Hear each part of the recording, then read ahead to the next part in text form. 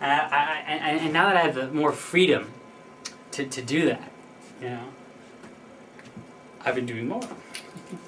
And to tell you something, you have to make sure on this, don't stress yourself on the ideas thing. If you're looking for my advice about how to be creative, you gotta do what you love. You gotta be holistic. That means you gotta take care of yourself, right? And you gotta be holistic in terms of the story too. You gotta, you know, make sure everything makes sense. Look at it from every possible angle. So there's no odd, you know, plot holes, continuity errors, things that just don't make sense. I've always wondered how that happens in movies. Like, I can understand how you'd make a movie and there's some budget problem and there's not enough budget for the special effects, and so the special effects end up looking crappy. You know, okay, stuff happens. What I don't get is how sometimes the script is crappy. Now, the script was on paper. The script is the thing on paper, and you think somebody would have read it and say, hey, look, there's a plot hole right here. This part here, this doesn't make sense. Well, if it's only words on paper, you can change that really easily. But, apparently that doesn't always happen. And the plot hole gets in, and this movie comes out with incredible special effects, but it doesn't really make sense. And you're like, you know, heck, not even movies that are just like, kind of bland with great special effects. How about the movies that don't even make sense with special effects? Like, okay, Pirates of the Caribbean, Dead Man's Chest. Like, I'm sorry, I love the first one, and to a degree I love the second one. But there's some stuff in there that just doesn't quite fit. The plot is really patchy. It just, no. Nah. No. Anyway. But who cares too much about that movie? Maybe you love it, fine, whatever. Have your own opinions. Not that big of a problem. I do creativity on my own terms. And it's not even like, well, I have to do X amount of creativity each day. I have 3 hours of creativity to do today. No. Gotta be holistic about it. You have got to, you know, make it's just part of your life. You know, it's gotta be just what you do. And not like you force yourself to do it. That would be cheating. That would mess it up. Like, okay, it's just what I do because I'm doing it right now. I'll tell you something. There was a time once. I've gone through this debate thousands of times. Yeah, thousands, whatever. Many times. Where I go through the debate of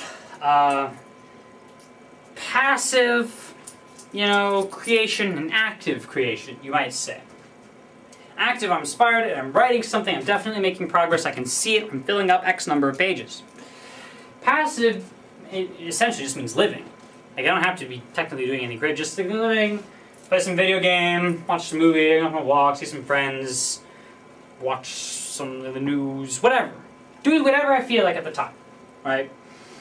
I think, by doing that, you know, it's good for your soul, which is good for your creativity overall. But part of me is like, well, no, you have to, come on. You got these dreams, you gotta run for it. You gotta go for it right now. And yes, following your dreams is something you should do, but you gotta do it the right way. You don't want to destroy your dreams in the process.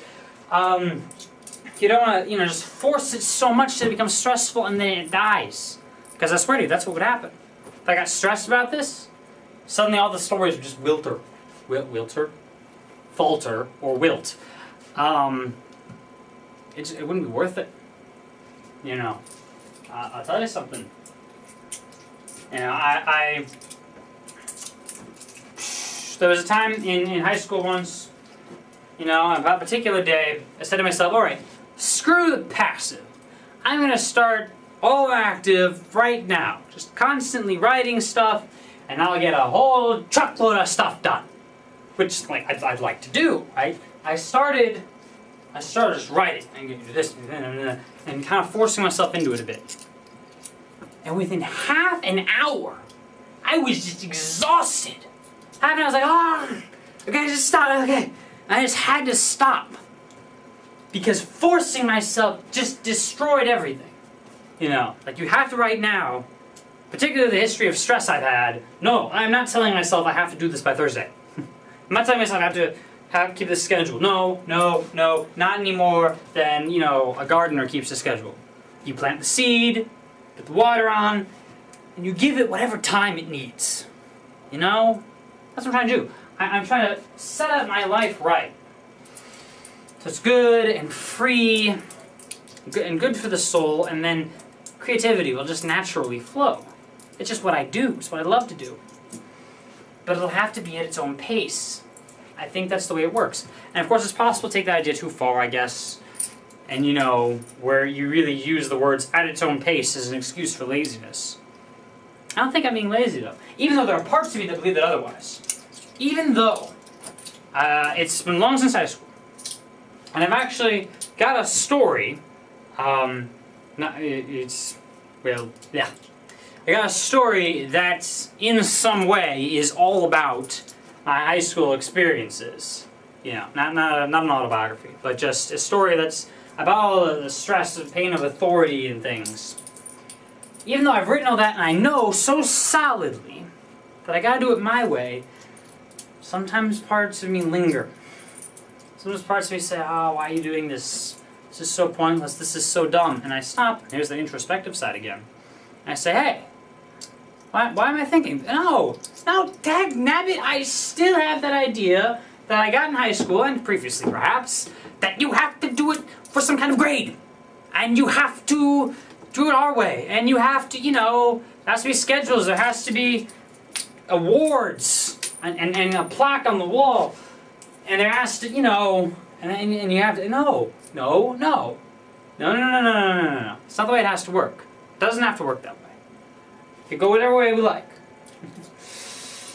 I'm going the way where I know that creatively I'm progressing, I'm getting better, and these stories are getting closer to completion. Not that they're actually close to completion, but they're getting closer, moving in the right direction. And I just go with it, So I work on my stories, and then when I don't feel like working on a story today, I don't. And part of me says, no, you gotta stop working, go. No, right now I don't feel like it. And when I don't feel like it won't work. Just do, here's the word I use for it. Flow. There's an analogy. And someday I'm gonna have this up on big posters or something, and you'll sell it at the accessories store or something like that. It would be like, you have the, why am I facing that way? You have the water in a stagnant pool, like a ditch in the road or something. The water is not going anywhere. It's not doing anything. It's stagnant. It's not particularly healthy, you might say. And on the other side, we have water being forced through pipes.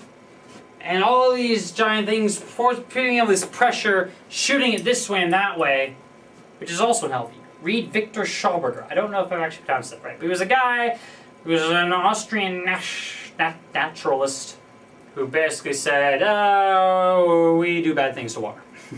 Going through pipes isn't really great for it. It's not going to poison you, but it's just not the most environmentally friendly thing. Anyway. The water here in the stagnant pool, we have water being forced through the pipes. Both are unhealthy. In the middle, we have the river. And the river goes somewhere. But the river knows when to meander. The river knows. If you go back and forth, that's actually much better for things, right? You have a lot more, riverbank. A lot more things that can get to the river easily. A river just goes its own course. And it gets somewhere. And it does something, but on its own time. So there was my phrase. Flow like a river. Which can be a hard thing to do, because all sorts of doubts and fears and anger, sadness, guilt, all sorts of negative emotions mess with you. So no, we gotta do it this way. No, we gotta do it that way. We gotta stand still and do nothing. There's the pool of water. Be lazy. And the other one is my particular say is, you gotta force it now. It's gotta be done now, otherwise it doesn't count. In the middle, flow like a river. Live your life productively, but without stress. You just go with it. Go with it. Makes sense that way. Works. Works.